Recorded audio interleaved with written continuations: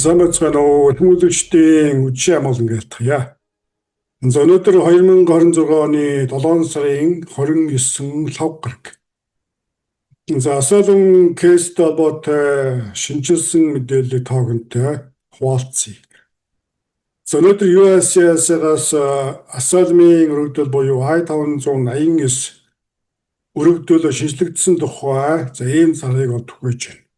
Энэхүү 7 сарын 28 буюу өчигдрөөр огноог тавьсан шинэ өргөдлийг бол 8 сарын 28-наас эхлэн хүчин төгөлдөр хүлээж авна. Тиймээс 8 сарын 28-наас хойш зөвхөн өнөөдрийн зарласан 7 сарын 28 гэсэн огноотой өргөдлийн маягтыг ашиглах. Ингээд үүнээс өмнө буюу 8 сарын 28-наас өмнө өргөдлөө явуулж байгаа хүмүүсийн хувьд хуучин өргөдөл буюу 25 оны 1 сарын 20 гэсэн огноотой өргөдлийн маягтыг ашиглаж болохоор энэ зарыг бол USCIS өнөөдөр түгээлээ. Та бүхэн дэлгэц дээрээс шинжилсэн маягтыг бол харж байгаа. USCIS-ийн өргөдлийн маягтын огноог бол маягтын баруун доод өнцөг дээрээс харах боломжтой байгаа. Тиймээс шинжилсэн маягт бол дахин хэлэхэд өчигдөр буюу 26 оны 7 сарын 28 гэсэн огноотой. Энэхүү өргөдлийн маягтыг бол 8 сарын 28-наас хойш ашиглахаар. Ингээд 8 сарын 28 хүртэл бол энэхүү шинэ болон өмнөх хуучин өргөдлийн аль аль нь хүчин төгөлдөр байхаар ийм мэдээллийг бол гаргаж байна. Мөн асаалмтай ботой бас нэг сануулга бол манай өмнөх мэдээгээр бас мэдээлж байсан. Өнгөрсөн жил батлагдсан One Big Beautiful хуулиар бол асаалм өргөдөл гаргасан хүмүүсийг бол жилийн хураамж авахаар заасан байна. Асаалмын жилийн хураамж төлөх хүмүүсийг бол цаашлын албанаас тогтоож эдгээр хүмүүст шуудангаар мэдээлэл явуулж байгаа. Харин асаалмын жилийн хураамж төлөх нэхэмжил авсан боловч төлбөрөө хугацаанд төлөөгүй хүмүүсийн пендэн байгаа I-589 буюу асаалм хөссөн өргөдлийг бол татгалзаж байгаа тухай мэдээлж байгаа. Тиймээс цаашлын албанд асаалм өргөдөл явуулсан эдгээр хүмүүсийн хувьд бол цаашлын албан дээр хаягаа шинчилж байнга шалгаж байх ийм шаардлага бол байна. Хүмүүсийн дунд нийтлэг байгаа дутагдал бол цаашлын албан дээр хаягаа сольдөггүй. Хуулиараа бол гадаадын иргэд нүүн шилжсэн нөхцөлд USCIS дээр хаягаа шинчилж бүртгүүлэх ийм хуулийн үүрэгтэй.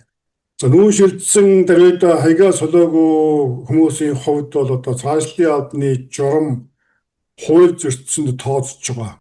Нөгөөтэйгүр энэ мэтийн захиа хуучин хаяг руу явж гээгдэх үүний улмаас цаашлын албан дээр асуудал үүсэх ийм явдал бол гарч байна.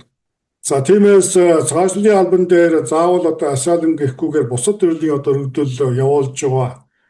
Явуулсан хариугаа хүлээж байгаа хүмүүсийн хувьд хаягаа байнга шинчилж байх ийм сануулгыг хүргэж байна. Цаашлын албан дээр хаягаа солих бол тун энгийн хэлбэр процесс байгаа.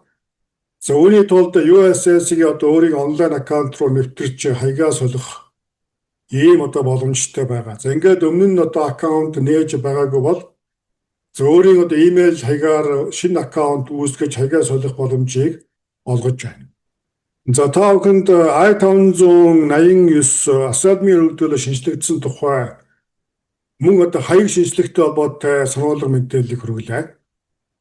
Өчигдрийн мэдээгээр бол асаалм өргөдлөө гаргасан хүмүүсийн зарим хүмүүсийг бол эхний ярилцлаганд дуудахгүйгээр шууд цаашлын шүүхэд шилжүүлж байгаа тухай мэдээлсэн байгаа. Энэ журам бол холбооны бүртгэлийн албанд бүртгэгдснээс хойш 60-гийн хугацаанд олон нийтийн саналыг цуглуулж үүний дараа эцсийн журам зарладаг ийм тогтсон журамтай байгаа.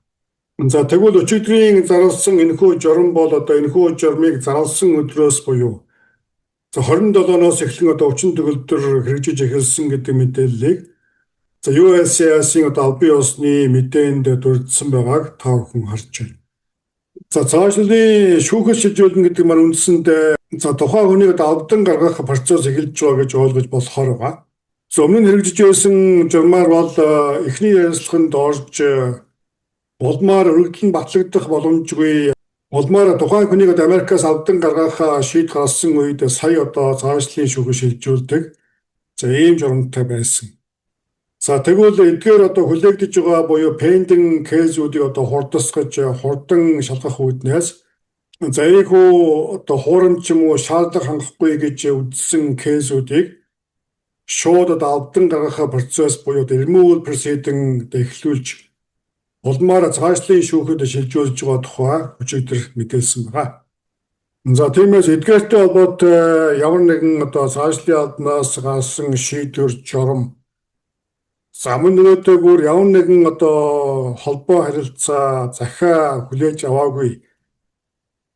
За ийм байдалтай удаж байгаа бол өөрийн хуульчтай холбогдож зөвлөгөө тодруулга авах ийм шаардлага байна. За тиймээс дахин сануулхад энэ манайхаас гарч байгаа мэдээллүүд бол эрх зүйн зөвлөгөө болохгүй. За эдгээр гарч байгаа мэдээлэл бол зөвхөн хэвлүүдийн мэдээг та бүхэнд хялбаршуулж товчилж өргөх ийм бодлого чиглэлтэй байгаа.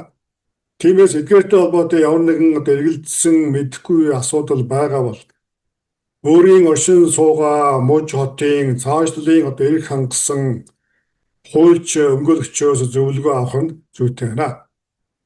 Та бүхэнд үдшийн мэдээгээ хүргэлээ. Анхаарлаа хандуулсан үзэгчдэд баярлалаа.